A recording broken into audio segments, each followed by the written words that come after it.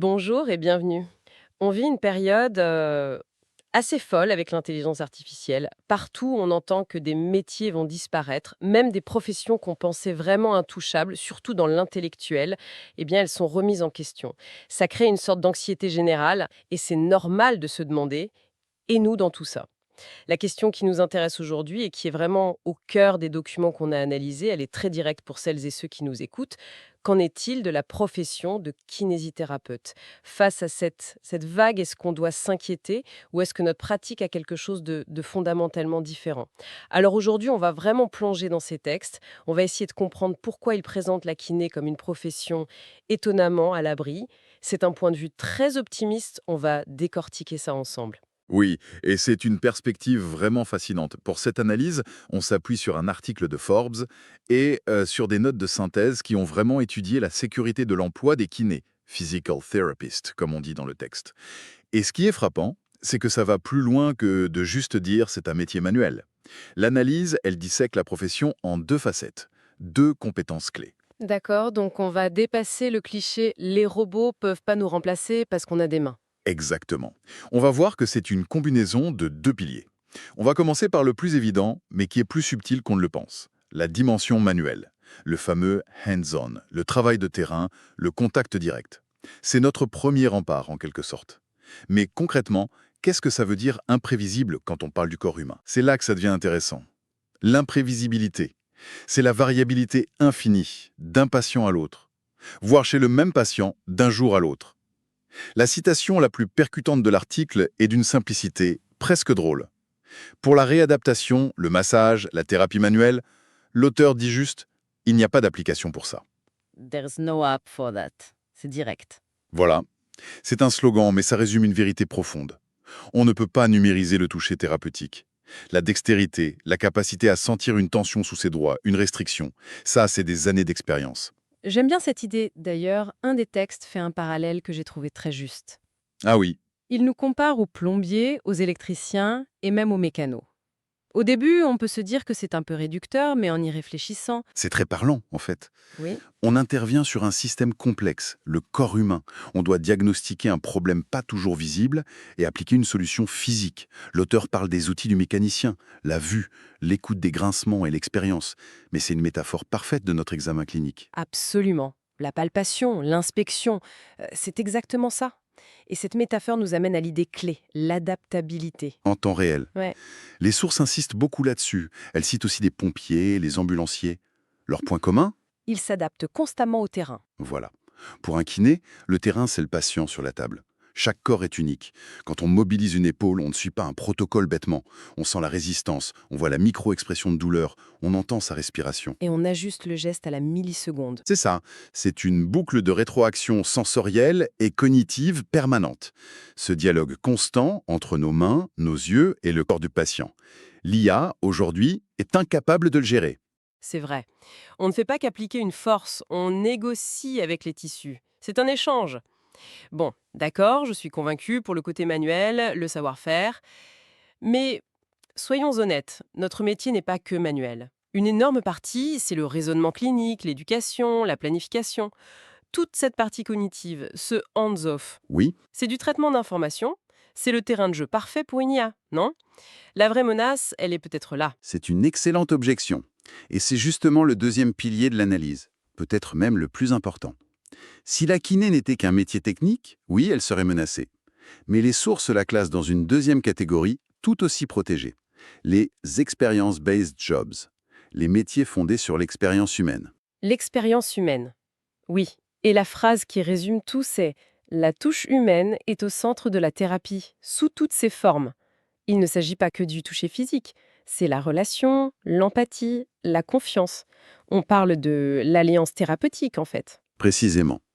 Et pour illustrer ce fossé, les textes prennent l'exemple de ChatGPT. Vous pouvez lui demander de vous expliquer une lombalgie et de vous donner des exercices. Tellement correct. Mais est-ce que c'est un soin? L'analyse est très claire. Pour un soutien émotionnel réel, un contact humain et une compréhension, il ne faut surtout pas se fier à un algorithme. Avoir mal, être limité dans sa vie, c'est anxiogène. Le rôle du kiné, ce n'est pas juste de réciter des faits, c'est de les traduire pour une personne. C'est de rassurer, de motiver, de déconstruire des peurs. Je vois très bien. Quand un patient arrive avec une douleur chronique, un discours catastrophiste, notre premier travail n'est pas technique. Non. Il est humain. C'est d'écouter, de valider sa souffrance et de commencer à bâtir un chemin de confiance. Une IA peut faire ça?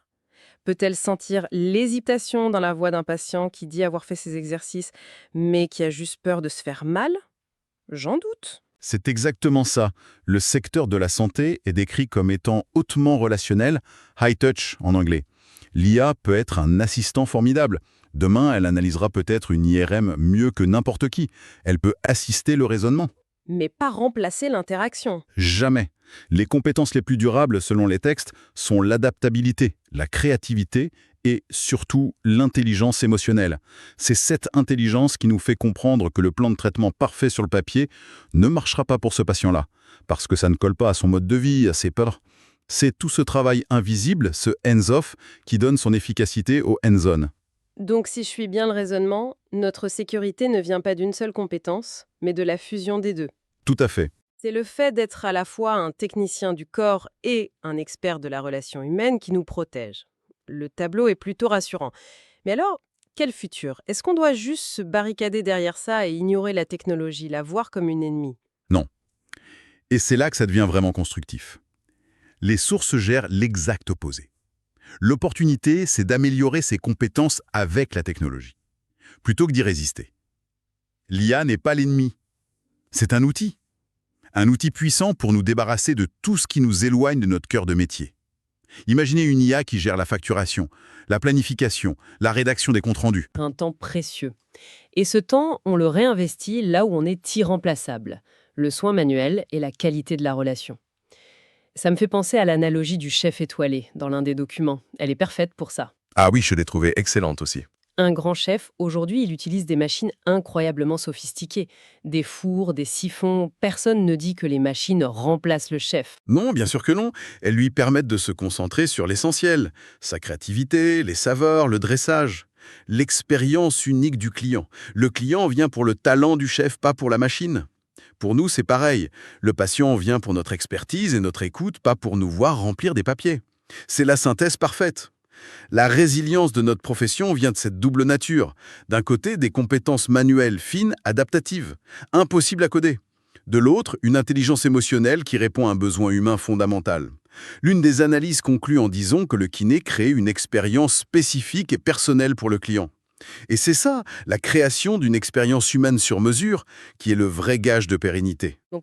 Pour résumer ce qu'on vient de voir, si on se fie à ces analyses, la profession de kinésithérapeute est particulièrement bien armée pour l'avenir.